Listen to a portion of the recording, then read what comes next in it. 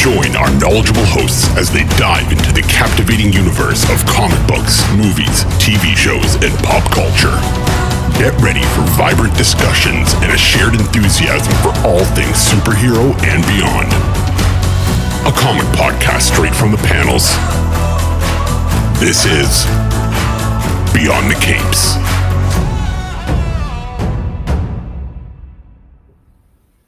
All right, everyone, welcome back to another episode of Beyond the Cape podcast. With us today is Ashley and Rashawn, the deadly duo from LawfulEvil Comics, coming to talk about their latest Kickstarter, fully funded.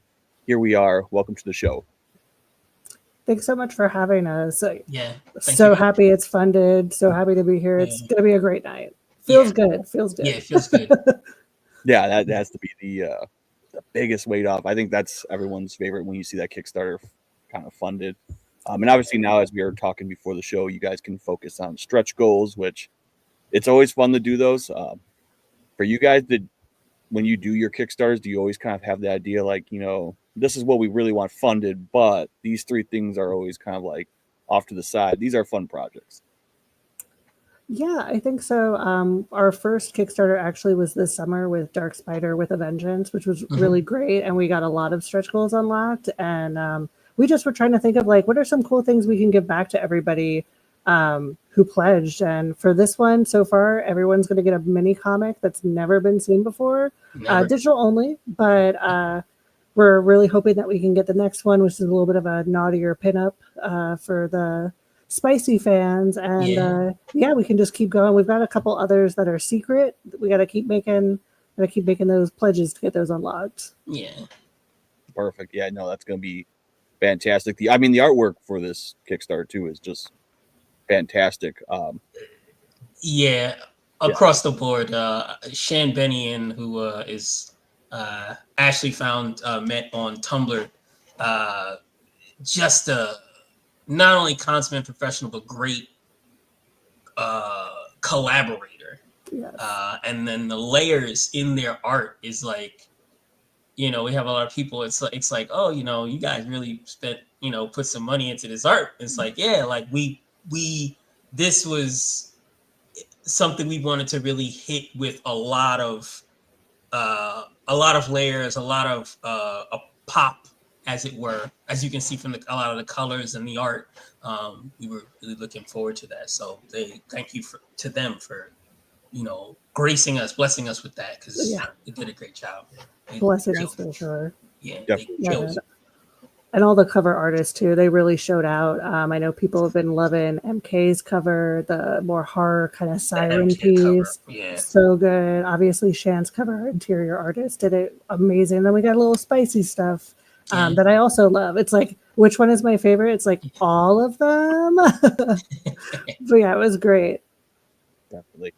Now, as we like to ask everyone on the show, of all the things you could have gotten yourself into, woodworking, music, all this, you decided to jump into the pool with everyone else and go down this path of comic books, which is not an easy road as both a creator or a collector.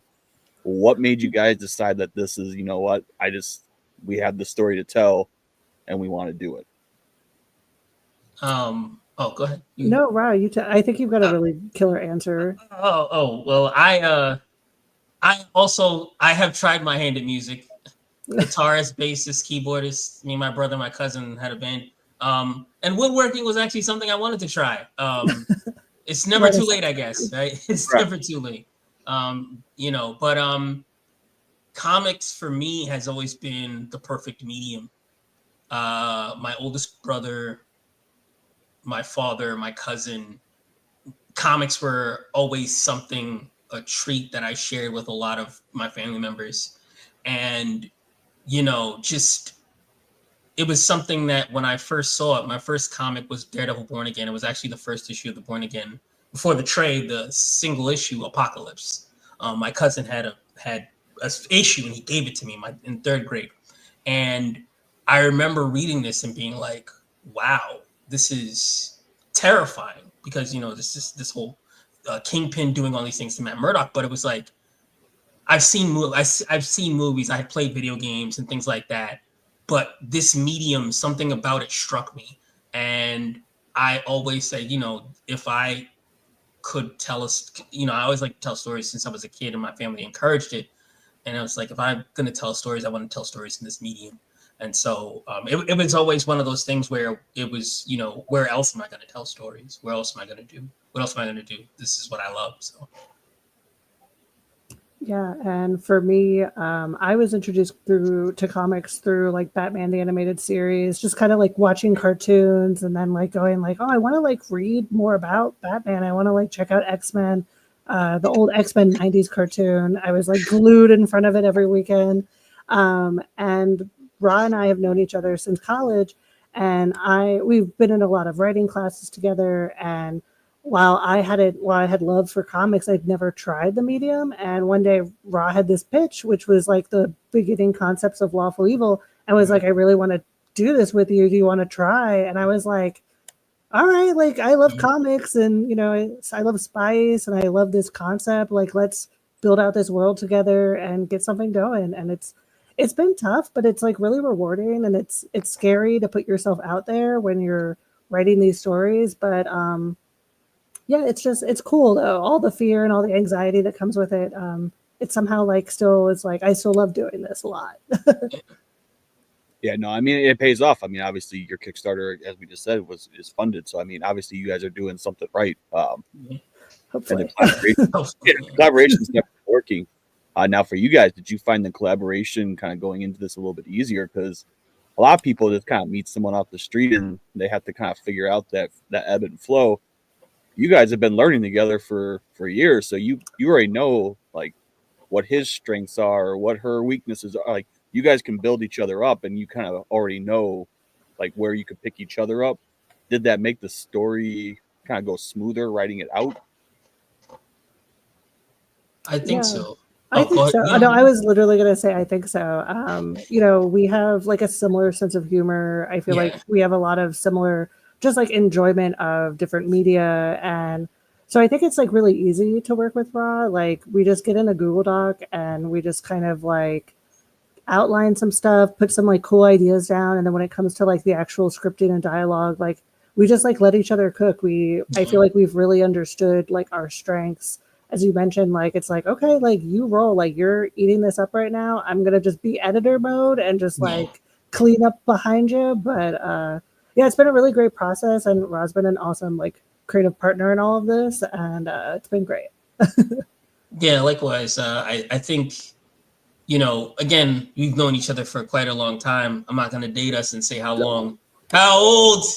I turned into dust in front of better than the alternative, though. We've known each other since college, and I think writing has been a great exercise. Ashley's one of my best friends.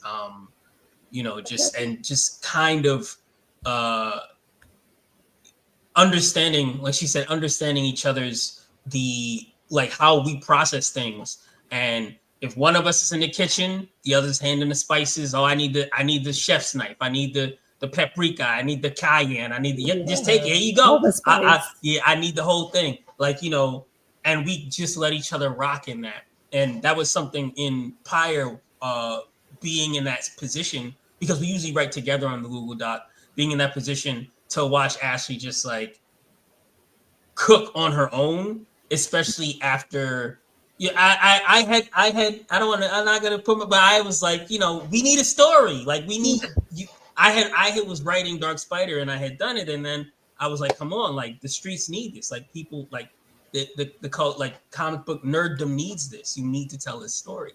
And sitting back and being a preliminary editor and getting to see Ashley put this story down and work the story out, and just growing this character who, in our initial writing in Lawful Evil, the main series, she's an enigma on purpose. But now we're seeing the little pieces that make her work, the cogs and the gears, almost the gogs, the cogs and the gears that make her work and make her tick, and how that translates to the Lawful Evil, the larger universe. Because nothing we're doing is for no reason. Yeah, as it were. Nothing we're doing is for no reason. So to get to see her grow that character and kind of spin this story out. It was great. It was great. Now, for you guys, in being writers, especially making a comic book, do any of you draw, or were you guys strictly, when you're making a comic book, you kind of put dialogue first, or even kind of free text like some boxes just to kind of get a general layout, or do you like just make it straight Google Doc script, send it to the artist, kind of maybe label it out for them like box 1, 2, and 3, or do you guys have a specific format that you like to use for putting your stories together? We do the script and the paneling. So we're super collaborative with our artists. We've heard from a few now that like sometimes writers get super strict with how the panels work and stuff. But for me, it's like I'm not an artist personally. So if you feel like there's a flow that's better, I'd love to see that. I'd love to like feel free to pitch it, but we do, we try to at least give some direction to the panels, and especially if it's something like a fight scene and we want certain things to happen, that will get pretty specific and pretty detailed. But sometimes it's just like Lily walks into her apartment and there's a lot of stuff, like she's a maximalist. And, in the case of Pyre, Shan really took that and, really made her apartment her own. And yeah, it was like, I didn't put like, there's a clock, there's a skull under a terrarium.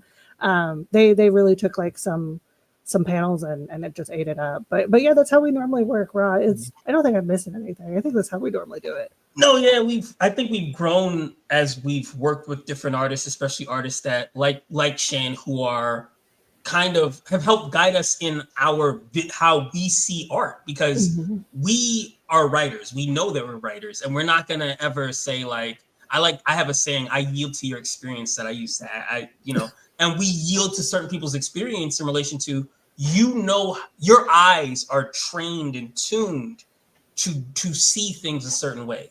We see black and white, we see the words. So how can we help make these words in your mind more visually appealing so that you can bring it to life? We were working with another artist recently for issue 4, and they added something to Dark Spider, and I was like, I had never thought about that, but it looks cool. It looks it makes sense. So when you're used to writing, especially if you're writing prose and things like that, you kind of have to help the artist, make sure that the artist is able to visualize what you're saying, because we worked with some hired guns, and we worked with, again, like I said, great collaborators, and we're growing in that manner where we're helping more with more references and more things like, how can we help this look, visually to you? How can we help you envision this? So. Yeah, no, I mean, again, it shows in the work, which is really crazy because out of the stuff that you sent me, Pyre, which is obviously somewhat standalone, but obviously it's a continuation of the universe that you built. We're getting kind of a side story, prequel, origin somewhere in there. But obviously the character is also in the main storyline. And we have the same story. It's interesting because you give us the same character in the same story, but 2 very different books with this, which is nice to do, and it's hard to do. Yeah. It's very easy to fall into the routine of, we introduced her back in Lawful Evil #1. Let's just, pretty much copy and paste. Let's do this. But you took a lot of her personality, which I think translates into Pyre, but the artwork is different. The storytelling is definitely different, which you're giving us a different but same. Was that challenging to do? It was, because Lily Succubabe is 369 years old by the time the Lawful Evil funny number by the time Lawful Evil #1 happens, and she's a very different person than who she was 30 years ago, 60 years ago, even 100 years ago. She's a fully different person. And it was kind of like, how do we explore like who she is at these different time periods? What was she thinking? What was she feeling? And in Pyre, she's dealing with something very specific. This god that she's looking to banish, and there's a certain she's running out of time. So there's also a certain need to act that is pushing her, versus in the Lawful Evil story where maybe she's dealt with this, maybe she hasn't, who could know? But she's up to something different in Lawful Evil to an extent, without giving too much away. And well, it's still connected. Yeah. And since this is more of like a horror kind of thriller, supernatural, that was also a cool thing to kind of explore just as a writer. I love superhero books. I love writing superhero books, but I'm also a big horror fan. I was really inspired by like Jennifer's Body, by like Constantine, Hellboy, like Hellraiser, and like Cronenberg. I love body horror. Love The Substance as well. Just came out, but didn't inspire me, but it's inspired me for the next thing. But with all of that being said, it was a really cool exploration of her character and how she fits into this like different genre and how she fits in this different time period. And you see her in a couple different time periods in issue 1. She was a pirate in the 1700s. It's not the 1700s anymore. There's quite a time gap. So what has she been up to? It was really cool to just like explore that. Yeah. And I think one of the more interesting things, having kind of read from the main storyline to this, I wouldn't say she was weak in Lawful Evil, but there was definitely, it was more comedy. She was, playful, kind of more of a cheat. Here, it's interesting because she's very powerful. I mean, she makes short work of that in the first few pages of what she can do.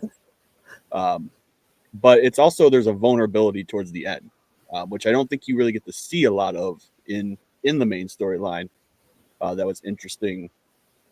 What's it like getting to explore a character who you may not be able to do that side yet in maybe one book, but now you kind of get to flesh it out in another book? Is that something you would want to carry over then, kind of back to the main storyline, since now we kind of have a feel for it in the character? Yeah, definitely. And in issue 4, you're going to get to know her. In Lawful Evil issue 4, I should say, you're going to get to know a little bit more of her. She loves putting on this, bimbo villainess persona. It's freeing for her. It's fun. She's a demon or a succubus demon, in a world of aliens and superpowered beings. And she can disappear in a way that she wasn't able to in the past.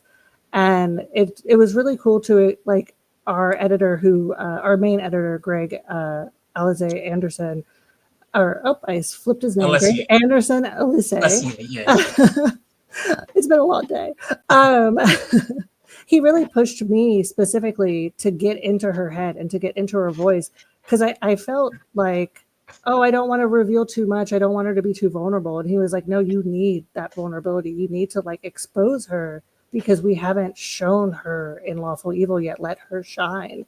Right. And I really took those words to heart, and I really pushed myself in my exploration of those feelings of her. And it was great. And like I said, in Lawful Evil 4, you get to see a little bit of that vulnerable side. You get to see a little bit more of what she's up to at this point of the story. And I really think that fans will enjoy it, and especially fans that may have met her in Pyre. I think when they go over to Lawful Evil, I think they're going to be like, oh, wow, like this is so different, and it's her, but like it's not. And she's really a fun character in that way. She's a woman out of time. That was almost the name of the comic, actually. Yeah. She's like Captain America. You could have Captain America in all these different time periods. And yeah, she's kind of like, not to inflate her. Oh, she's Captain America, one of the most popular superheroes. Not to inflate her, but yeah, like kind of like that. Yeah, no, I think it definitely shows. And then you can definitely tell the horror aspect to the comic book, because I think we've all watched a horror movie, and that last panel of Pyre is reminiscent of every cliffhanger we've all ever seen, which is fantastic. I mean, I enjoy it. I love it. So it's always good to see kind of the reference to it. Now with the character Lily, and I've always wanted to ask this, especially after reading. We all know the story of the succubus, incubus, whichever one you want to go with. Were you nervous using succubus, just because I feel like it is one of those characters that we've seen a lot of, and they're definitely typecasted, unfortunately, which is a little bit different about your story. is they are kind of the main part of it, not just being the side character, the cannon fodder, the side villain almost in every story, where they're there to get killed, or they're just there to move the plot line versus being a main character. How did we come about getting to that first rendition and deciding, this is going to be different, a different succubus, this is going to be something more solid, concrete? No, that's such a great question. For Ra and myself, we're big mythology nerds. We're big lore heads. We really dug into like the foundational mythology of succubi and incubi. And we were like, this is cool. How do we give her her own flavor without it just being like, oh, she's Morgan from Darkstalkers, she's so-and-so.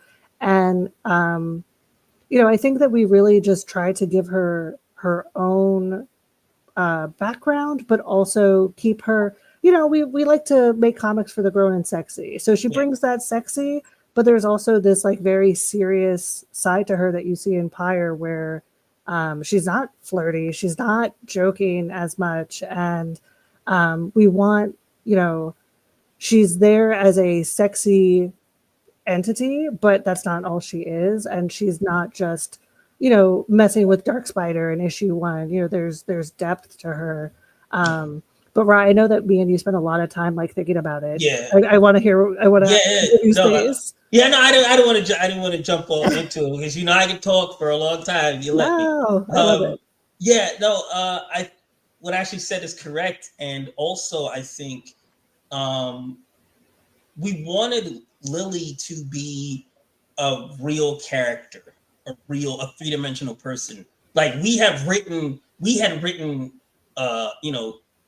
notes and short pieces about how she grew up, about all of this, like just building this person, building this being who's not, like you said, they usually like either cannon fodder or, some kind of, whatever the case is.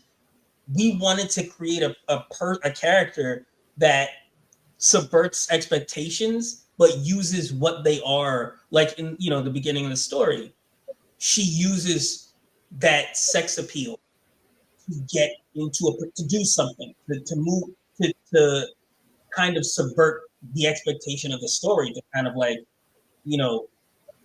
move things forward. But it's not, it's for the purpose of moving this mystery forward. And we also wanted to, again, like the level of vulnerability, because again, you don't see those kinds of beings, incubi, succubi. You don't really see, I guess, a human side in fiction for them a lot. They're mysterious, they're wily, they're seductive, but they're never vulnerable. They're never trying to do something outside of base desires or being fed or things like that. So I think ultimately what we set out to do with Lily as a character, and as she is represented in the whole of the Lawful Evil universe, is to make her a person, make her a real person and not just some eye candy or whatever. No, she's got her own situation. She's got her own life going on, and she's had her own life. And I think that is what separates her a lot from, again, like Ashley said with Morgan from Darkstalkers or, whoever else, because you don't really see that behind those characters. Yeah, no, definitely. And again, it gives a lot of kind of context to it. And I love mythology. Norse mythology. I could listen to Neil. I used to be able to listen to Neil Gaiman narrate that book before. Yeah. Can't have any heroes, huh? Yeah, never have a hero, honestly. But mythology, I love. I could go on and I could read any book about it, which is funny to hear you say that, because I had a feeling you guys had to have been a fan of it, because we wouldn't have gotten Pyre without being fans of mythology. Right. Was that hard then obviously reading comic books, it's easy to make a superhero comic book. I feel like that's one of the stories you could read one issue of X-Men, nail the plot from start, middle to end. You can pretty much take any comic book and kind of learn. But obviously mythology is more, I wouldn't say more fun, but it is a little bit more rewarding, because as we hear the stories, Daedalus in the maze. I mean, the Minotaur. Yeah. So very rewarding, but such a long journey. Was it one of those things like, let's put a superhero comic book out first, and then maybe as you were writing like Lily, and now we go to Pyre, like, maybe we could do a crossover of superheroes meet like an ancient mythology creature race that was in the city or is in a part of the continent we didn't know? Or is it just something you'd want to come back to and be like, once we get this under our belt and now we got all this experience, maybe we do a separate comic book line that is mytho based almost solely? Should I?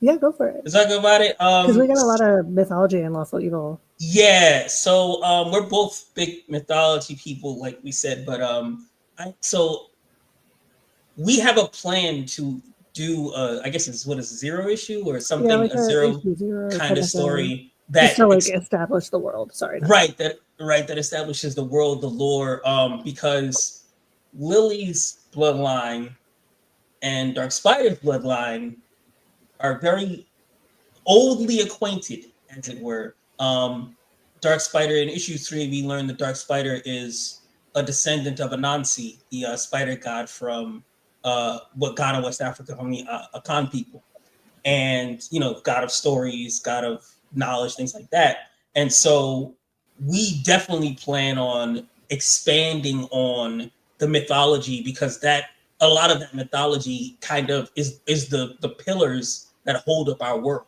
A lot of the stuff that's going on in Lawful Evil, the backdrop, or I guess the foundation of that was started in the throes of mythology, in that space of mythology. So we definitely do have plans for that. And I've always considered superheroes modern mythology. It's you're just telling morality tales, like like I said, one of the reasons I chose Anansi to be Dark Spider's ancestors, because I grew up as a child of both African American and a Caribbean parent. I grew up with these like little books about Anansi's fables, which were basically like either Anansi was teaching somebody a lesson or learning a lesson. So I think that those I know there's a whole big thing about, comics shouldn't be political, or they shouldn't say anything. It's like comics have always said something. Yeah. They've always said something. Captain America, when Jack Kirby was writing that Captain America, he was saying something. Correct. And so I think whether it's big or small, you always need to learn. And so I think us bringing those mythologies back, bringing it back to mythology is something that we are looking forward to doing. Just to tell those stories and teach those lessons. Definitely. Now with this book and Pyre, obviously, Ashley, you had a lot of writing. You really flexed your talent on this book. Rashawn, for you, obviously, you guys were used to writing a lot of stories kind of together, but obviously, you took a little bit of a step back, kind of let her really put this artwork out there and let her story be told. What was that like? Kind of being like solely like. Obviously, you trust her. I mean, in the story, it came out great. So it was the right decision. But did it feel weird, kind of like sitting back and just like watch? I mean, obviously, you're used to it for your collaboration, but like almost like sitting in the backseat and just like officially kind of just watching her drive and just kind of like sitting back and just getting to enjoy the view of the drive. I was like, I don't have to do no work now. No, I was almost rubbing my hands together like, oh boy, because outside of being a comic book writer, I am also a fan. Yeah. And I was one of those kids. I was always one of those people who, when you told me the idea that you had about your story, I was like, yo, tell me more, please. Like, I want to, like, I'm loving this. I want to hear. And so watching Ashley write and reading how the story grew, I was just like, oh yeah, oh dude, there we go. And I felt like I was like, this is why I love comics. This is why I love storytelling. Like watching people grow their story and tell their story, because I don't know, when we're collaborating, we talk to each other, but in some instances, Ashley was writing, she'd write like I couldn't be there all the time, so she's writing on her own. And so when I got to see it, it was kind of a treat every time I got to see it, because this is new to me, just like it's new to everybody else. It was like a present, like, oh boy, like, let's see what she got now. Let's see what she got now. Let's see what she has now. And so it didn't really feel weird so much as it felt like I was happy. I was excited. I wanted to see what came out of this. So, that it was more like an excitement thing to me, like, Yeah, I mean, obviously it comes together. You kind of collaborate together, and now you kind of watch each other kind of build these worlds that are also still combined, which brings us to, obviously you guys have big plans for world building. Giving yourself enough room. That's the important thing. Is some people make like a 4-issue like Kickstarter, like, oh, that's it, I'm just gonna do these 4 issues and I'm gonna build my multiverse. Not frowned upon, but I do have a lot of questions. Go.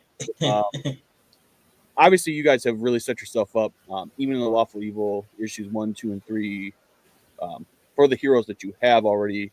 I mean, you've already talked about the future with one of the heroes in your story. Obviously, Dark Spider. We have Lily. We're going to a side story. Was this always the intent to kind of build your universe, or was it as you put that Lawful Evil issue 1, you kind of realize that you do have all this wiggle room that you guys have created? I think at least at issue 1, we were still kind of feeling it out. We wrote a lot of scripts, like really fast. Like I think we have like 7 issues written, not edited, but written. And that's just the stuff that we wrote and then just like kept. Just have it, because we had a lot of stuff. Like there was stuff we were like, no, we changed it. So sorry. So I don't, like, at least for me, I definitely took like Ra's confidence when he was like, I want to do a Dark Spider solo. There's a lot of really cool stuff that we can cover. And I was like, that's awesome, bro. Go crush it. I was like, that's great. I'm not going to do a solo story. Like, see you later. And, it was really seeing his confidence and his passion come out that I was like, all right, let me put myself out there. Let me try. And so for me, I don't know if we like really set out with the larger, like, we have this huge universe and we always knew, like, we have aliens, we have, these gods, we have Anansi, and it's like there's so much that we can cover, and we have this document that's crazy filled with just stuff that only we know, and we call it our Bible. It just keeps us honest. And like when we were working on it, it's like, oh, we could have a comic with like Anansi and some other deities from this past, and we could like go to space and like check out what this alien that has come to Earth and is now a hero, or so to speak, a hero. Like we could go, like, what is up with his planet? Like, why did he come to this Earth? And so from that, it kind of was like, okay, like we have a team now.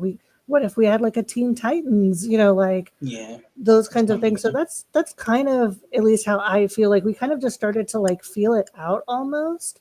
And like it's really cool to expand the universe like this. And like we really want to keep our fans happy with, like keeping things simple, and like, oh, you don't need to read 20 issues of something else. Is like, we like to say, as long as there's a number 1 on it, you're in the right spot. Like if you want to come in at Pyre, awesome. If you want to come in at Lawful Evil, that's cool too. You only want to read Dark Spider, love it. You're not going to lose out on anything other than what like what is going to continue to grow, But if you only want to see one thing, that's cool. That's going to be an awesome story for you. Definitely. Now, where would you guys like to see this go in the next few years? Because, like, would you like to? Obviously, Lawful Evil would be like your main continuity, kind of like in Loki. Like that's the sacred timeline. The sacred timeline. Charity's branching off. Is that like kind of, as you see it now, kind of like the plan? Like, you know what, this is really working out for us, where we can introduce kind of what we could deem, I wouldn't say a minor character, but someone that our fans don't see coming, and then maybe next year we hit them with the solo story, and now we get them hooked on well, remember how you didn't really know what he was up to? This is what he was up to. This is what he's about. And now we're going to bring him back into like the main timeline. Yeah. No, You go for want? it, Ron. No, go Oh, for it. you know, I think.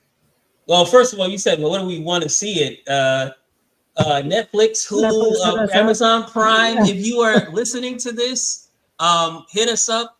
But we want to retain all rights. Yeah, we Just want letting our you IP. know, Yeah. let's get we not no 360 deals. We keeping what we own, what we made. But we'll we'll license it. That's one. I just want to put that out to the universe just in case. That's all right. HBO Max, they got some plot. They got some holes to fill. Let's put Yeah, fill yeah. it. Listen, right? listen. Yeah, WPD has some. They have some space. But I think, yeah, we want to do that. We had some ideas for certain characters, and others as we developed, as Ashley said, as the story grew, as we continued writing, and I think that having an accessible universe is important to us. Yeah. So Pyre is a horror comic, right? For people who like horror, if you like Hellboy, if you like Constantine, if you like Hellraiser, if you like any of those kinds of stories, you can read that.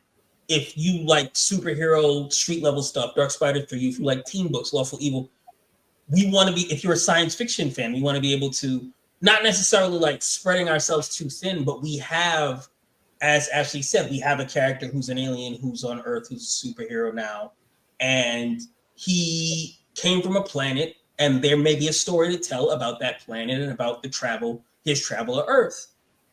We love a lot of different genres, and we have such an ability because of how the universe works to tell stories in different genres that we're like, we should do that, because the main story, as you've read, is kind of like a thrill ride. We like to say it's like, you're driving down a hill on a car with no brakes. So we give you a chance to think, but you don't really get to breathe. So everybody who appears doesn't really get all of this spotlight or all of this, like, well, what's that person about? I saw them, but I don't know I want to see more about them. Yeah. So we want to allow for that, for more expansion on characters and their stories and their lives and how they got to this point, kind of like one of those movies, like, that's me. I bet you're wondering how I got here. It's like, that kind of thing. So we want to do that. We want to be able to do that. And that's the plan, hopefully in the future. Definitely. Now, funny enough, as you mentioned, you would like this. Obviously, these kind of comic books are built for like animated. Anytime you have, I feel like, comic books in this genre or the story that you're telling, these are obviously fit for animated shows. I think most people that read a comic book are just like Spawn. Obviously, we got Spawn because that was perfectly made to be an animated show. Yeah. Yes.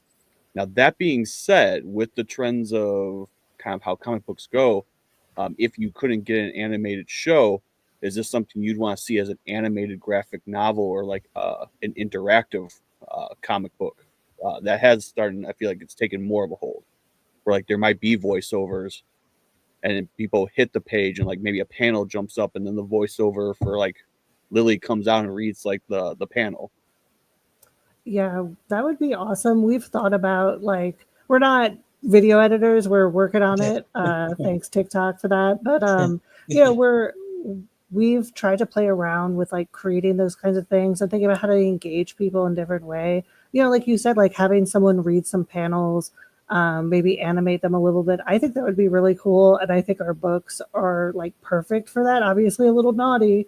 So there's some fun things to animate, but I think that would be really cool. And I'd also love to see something like Invincible, Lawful Evil, but in that Invincible kind of style. I think that we could really thrive in that. But I guess our like voice to Bezos's ears, I don't know. Hopefully not him, but someone. Somebody who's more benevolent, not like somebody else. Whoever, get it out there. One last question before we get all the information of where everyone can go and find all this stuff and get on the Kickstarter. When you do a Kickstarter, especially for indie artists, and you get that stretch goal, you got funded, and now you could have a little bit of leeway and have fun with some of the stuff you want to do. Is there one item that you would like to be a stretch goal that just might be a little bit out of price range, but man, you would love to have like a Lawful Evil trading card set, or different graphic T-shirts or something? I think T-shirts would be cool. I also think that trading card set, because we have character bios, really cool character sheets, really cool character sheets that we're continuing to move along and get made, and I think those would really do well as like the old Flair Marvel cards or what have you, upper decks kind of deals like that, like just name and abilities and like power rating and all that stuff, So we have character pages like that, character sheets like that, but that being made into a card would be pretty cool, I think. Yeah, I think trading cards would be awesome. I would love to like get some more art, like tarot cards, maybe even. Oh yeah, that'd be awesome. Like that would be really cool, especially if we had the budget to get Shan on board. We make a bunch of money, get a tarot card deck made. That would be really sick. Yeah, like it's there's a lot of cool ideas out there. I like the trading card idea actually a lot. We're gonna have to file that one. Yeah, trading cards are never a bad idea. For whoever's listening, if you take anything away from this, trading cards always, no matter what you're doing, everyone loves them. Well, thank you guys for being on. For everyone listening, I know you guys are funded, but there's still plenty of time to get in on the Kickstarter. And as we talked about before, one of the best things is for everyone listening, not only can you get on to Pyre, but you guys are offering a bundle for your previous work. So if someone was interested, they can get in on everything. Yeah. Yeah, and sorry, go ahead, Ron. Oh no, yeah, we have a universe bundle. Actually thought it would be a good idea to create the universe bundle, which is a great idea. Because like she said, number ones is where you start, but if you want the whole piece, if you want the whole story, that's you can get in on that as well. And we'd love for people to want to read Lawful Evil 1 and 2 and 3. So yeah, we do have a bundle for that, a universe bundle, which we call, and obviously it'll expand as we continue.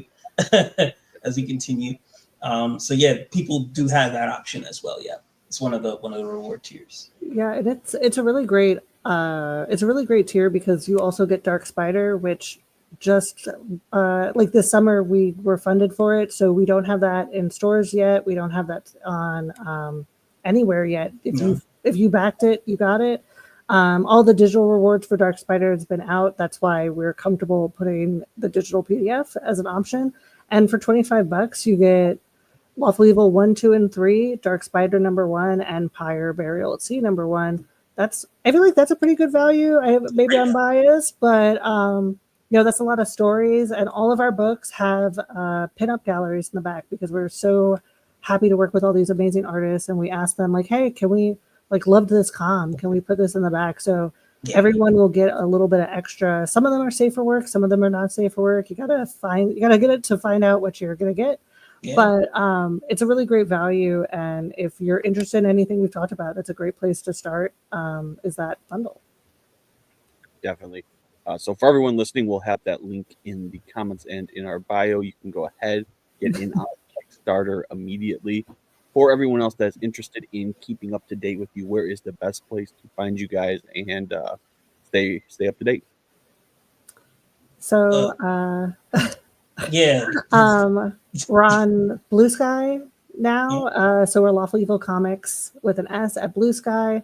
We're typically Lawful Evil Comics plural on Instagram, on Facebook, on TikTok, Tumblr, and Threads. We're not so much on Threads, but we're there. We're doing something. On Twitter, we are Lawful Evil Comic because we couldn't get that S for whatever reason, but we're sort of not hanging out there as much anymore. Yeah. So probably come chill with us on Blue Sky. Yeah, come see us on Blue Sky. Perfect. And for everyone listening again, we'll have all that linked up. We'll have them tagged in our Instagram post. You can follow them. Again, Ashley Rashawn, thank you for coming on. We cannot wait to see Pyre come out. It's going to be great. Everyone listening, go follow them, get it on the Kickstarter, get some amazing stretch goals. You're going to love the story. Again, thank you guys for coming on. Everyone Thanks for having listening, us. good night. Thanks so much for having us.